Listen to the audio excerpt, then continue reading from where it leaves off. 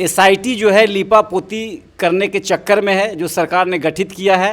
और बिहार में सुशासन की सरकार है, नीतीश कुमार कहते हैं कि न किसी को फंसाते हैं न किसी को बचाते हैं, तो ऐसा क्यों हो रहा है? मैं सैल्यूट करता हूं जिन्होंने अपने आबरू को बचाने के लिए भी, मुझे विश्वास है कि वो लड़ाई लड़ी। परिजन बिल्कुल असंतुष्ट है, परिजन पे ही दोषारोपण लगाया जा रहा है एसआईटी के द्वारा कि आपकी बेटी ने दवा खरीदी। बिल्कुल, जब बिहार जैसा प्रदेश में जब बेटी सुरक्षित नहीं रहेगी तो इससे अंदाजा। नाम है सतीश कुमार, आप देख रहे हैं तेज एक्सप्रेस न्यूज।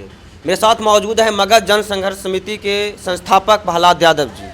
और कुछ दिन पहले जो पटना में नीट छात्रा के साथ जो दुष्कर्म का मामला सामने आया है, जो जहानाबाद की बेटी है, उनसे जाकर के यानी परिजन से जाकर मुलाकात किए हैं। और जो नीट छात्रा है उनको कहीं ना कहीं इंसाफ नहीं मिल रहा है, जो कहीं ना कहीं जांच टीम है वो कहीं ना कहीं लीपापोती कर रही है। इन्हीं सब मामलों पर हम बात करेंगे प्रहलाद यादव जी से।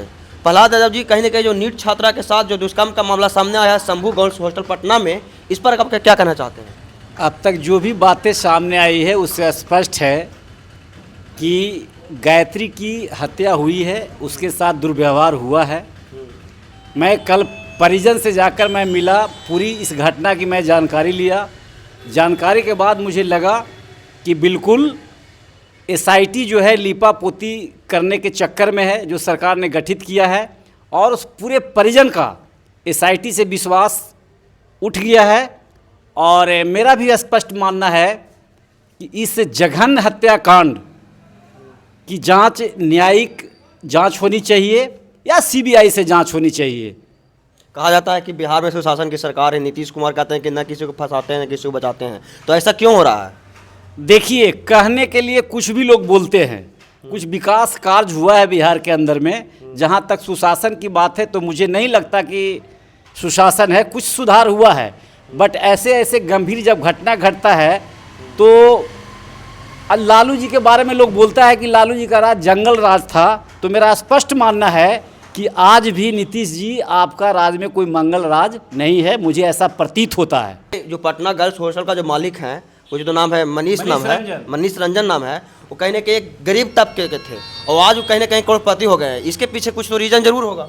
देखिए, जो 2 नंबर का बिजनेस व्यापार या गलत काम नहीं करेगा, वो वाइट मनी 200 करोड़, कौन वो कंपनी के मालिक था, कल कारखाना के मालिक था, वो कोई टाटा बिरला के नाती और पोता नहीं न थे कि साल 2 साल 3 साल के अंदर में, जैसा कुछ राजनेताओं ने, हमारे बड़े भाई सांसद पप्पू यादव ने भी कहा है कि 200 करोड़ के मालिक है।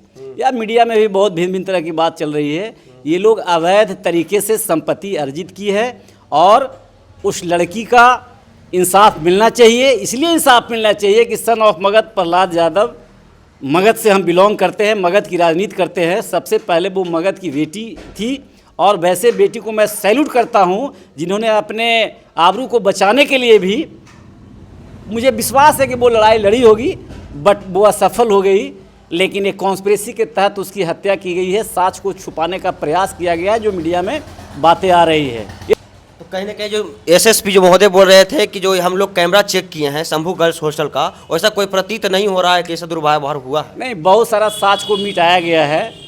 वो जो बच्ची थी उसके कमरा से बेड बिछावन, बहुत सारा चीज़ को अलग हटा दिया गया है, फिनाइल से धो दिया गया था। बहुत सारी बातें हैं इसमें।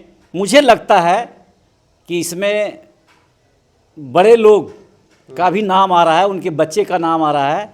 इसको लिपापोती करने के चक्कर में सरकार है, सरकार बदनामी से डर रही है।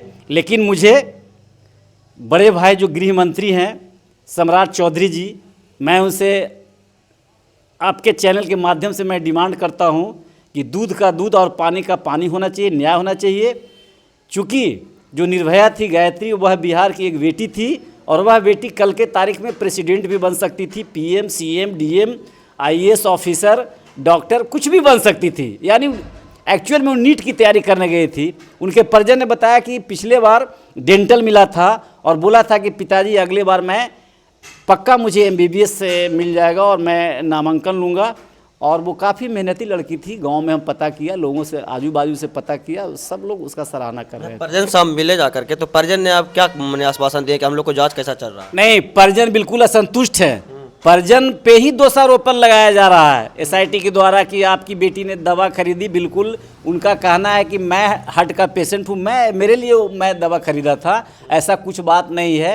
मेरी बेटी बिल्कुल सजग थी और एक सहनशील लड़की थी, लेबोरियस थी, जीनियस थी, पढ़ाई के अलावा कुछ जानती नहीं थी। अच्छा, ये भी कहा जा रहा है कि जो उस गर्ल्स हॉस्टल में ऊपर जो छत पर 2 महला पर 3 महला पर बंगाल की लड़की की भी रखा जाता था। ये मीडिया में बातें चल रही है, हम तो घटनास्थल पर गए नहीं हैं, लेकिन मीडिया में बातें आई है और कई लोगों ने इस तरह का बयान दिया है और बहुत लोग बयान चल रहा है।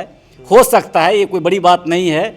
और मैं बिहार सरकार से मुस्तैदी से मांग करता हूँ कि आप राजनेताओं के सुरक्षा में 10, 20, 50 जो बॉडीगार्ड लगाए हैं, वो सब फोर्स को बिहार की बेटी जो गर्ल्स हॉस्टल चल रहा है, संचालित है, एक पारदर्शिता के साथ चले और वहाँ पे सुरक्षा की व्यवस्था की जाए। नीतीश सरकार से आप क्या मांग करना चाहते हैं? नीतीश सरकार जी एक ऑनेस्ट चीफ मिनिस्टर हैं, नो डाउट।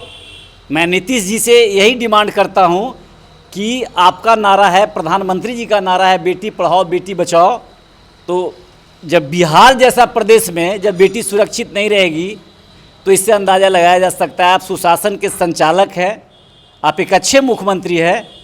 आपसे मैं आग्रह करता हूं, गुजारिश करता हूं, इसलिए गुजारिश करता हूं कि मैं मगध की धरती से आता हूं और वह बेटी भी मगध की थी, हमारी भी बेटी थी, समाज की बेटी थी। यहाँ जाति पाति धर्म मजहब का कोई मामला नहीं है। मामला है कि वो बिहार की बेटी थी, मगध की बेटी थी, जहानाबाद की बेटी थी।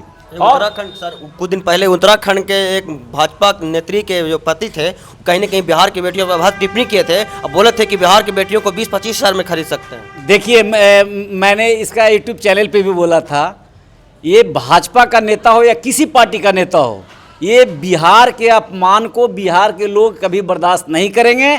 और मैं बोला था कि वह मेंटल आदमी मेंटल डिप्रेशन में लगता है चला गया है, वैसे लोगों को भाजपा से तुरंत निष्कासित कर देना चाहिए। और बिहार सरकार से भी मैं डिमांड किया था कि वैसे लोगों पर मुकदमा दर्ज करके उसको जेल के सलाखे में भेजना चाहिए।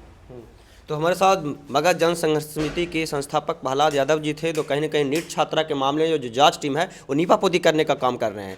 इस मामले पर इन्होंने खुलासा किए हैं, जाकर परिजन से भी मुलाकात की है।